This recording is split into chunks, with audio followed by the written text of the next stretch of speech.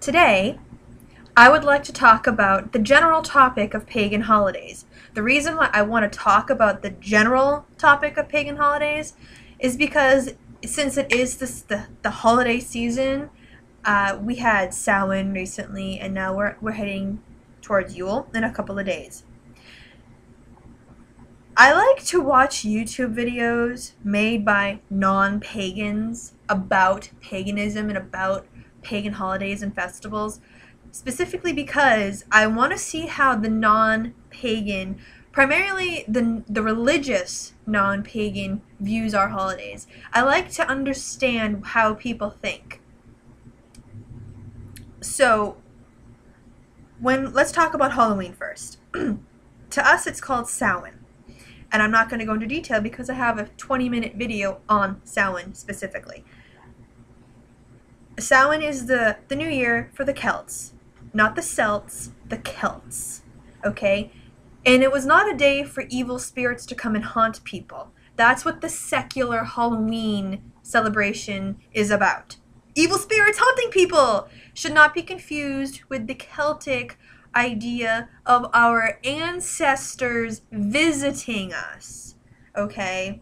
That's Samhain, not Samhain. I'm sorry, but if you're gonna make a video or teach about these evil pagan holidays, get it right. But I'm sorry, if you got it right, you wouldn't be teaching about how evil they are. You'd be teaching the truth about them. Alright, moving on, let's talk about Christmas. Christmas. Even for people who don't celebrate it as Christmas, they still put up trees and lights and candles and all pretty glittery things, sparkly fun, presents, yay. So, let's look at the Christmas tree and the pretty lights and the gift giving and the snowmen and the mistletoe and the fire crackling behind me. What does that have to do with Jesus Christ? What does Christmas have to do with Christmas? Not much, I hate to tell you. Okay, let's talk about Easter. Chocolate bunnies, dyed eggs, and candy, and baby chicks and lambs in springtime. Again, what does it have to do with Jesus' resurrection from the dead? Not much. Why are pagan customs, traditions, and symbols such a huge part of the Christian holy days? Well, let me explain it to you. During the Roman, always goes back to the Romans.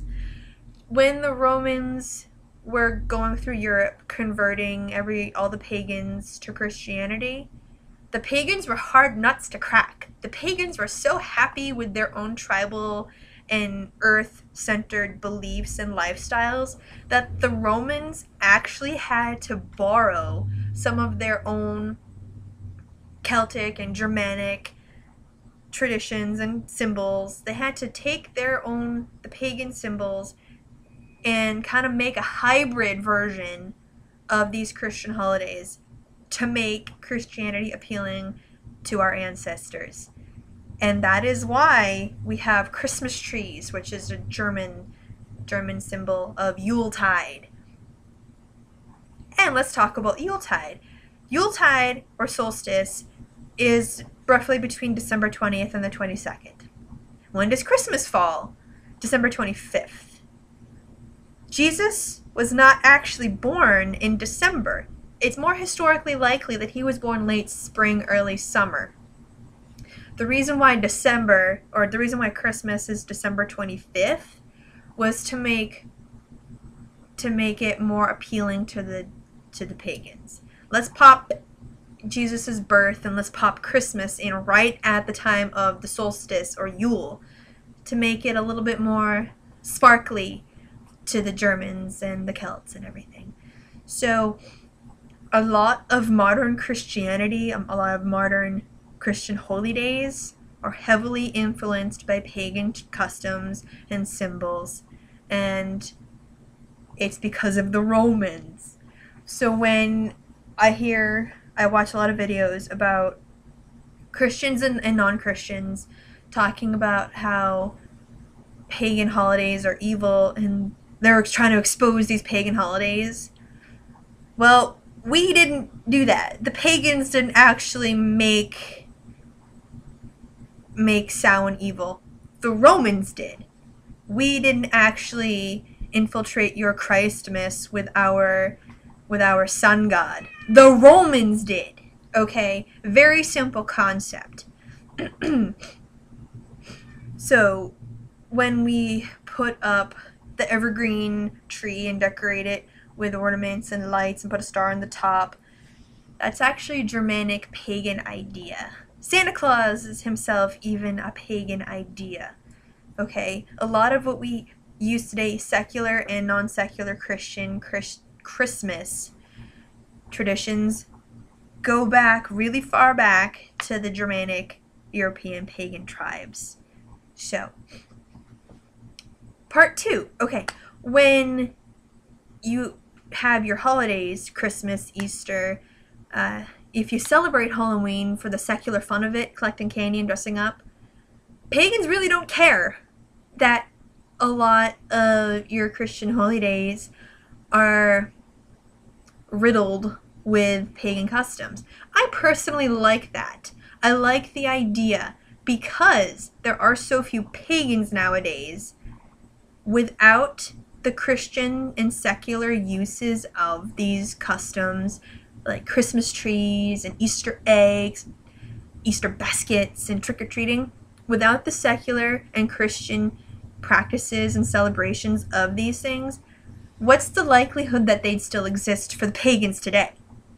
Probably not very likely, in my opinion. So I like the idea that people have Christmas trees and have Christmas on December 25th, even though it probably should be in, like, June. So, having these traditions and symbols today, even though mostly it's non-pagans that are using them, that's okay with me. It keeps our ancestral customs and symbols alive.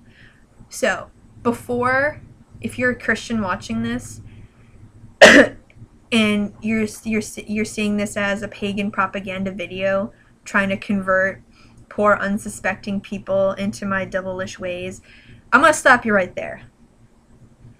We always like to say, and we have to always reiterate this because nobody will listen somehow, that we don't do any devilish things. If you actually look at our faith path and our spiritualities, if you look at our holidays as they were practiced supposedly by our ancestors, because we actually don't know exactly how they practiced, again, because of the Romans, if you actually look at the way we practice and what we celebrate, Christmas trees, Easter eggs and bunnies, ancestors, the seasonal changes, look at how we celebrate. How threatening are we really that we see trees and animals and our ancestors as important symbols in our faith? What is so threatening about a nature-based religion? I'm going to bet the answer is actually nothing is offensive or threatening about it. And then we also get accused of worshiping the creation. Well, for those of us who honor the sun, especially at the solstice, which is the return of the sun's influence and power in the sky, isn't the sun the creator? I'm pretty sure without the sun, we wouldn't have life on this planet. So even though, yes, I'm an intelligent human being, and I know that the sun is not a god itself, but it's the symbolism that's important. Because without the sun, we would not be alive. Without the seasons, without the earth at its perfect axis, we would not have life as we know it. That is why nature is important. That is why we revere it, whether we worship it or not. That is why our holy days, the solstices and equinoxes, are so important. We worship or we revere nature because we need it to survive. There is nothing threatening about this.